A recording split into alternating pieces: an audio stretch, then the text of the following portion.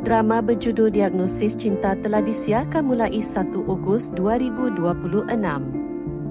Setiap Jumaat hingga Ahad jam 6.45 petang di TD1 atau stream di ATM Klik.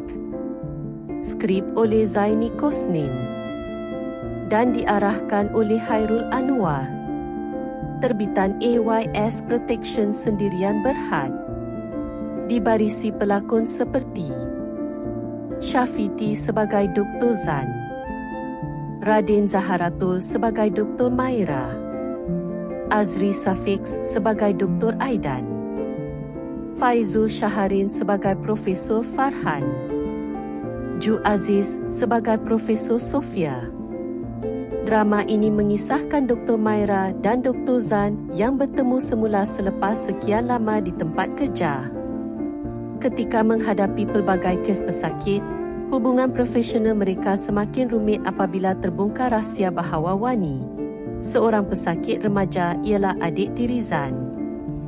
Trauma silam mula menyebabkan fokus Zan terganggu manakala Maira mula memahami kisah luka yang pernah disembunyikan.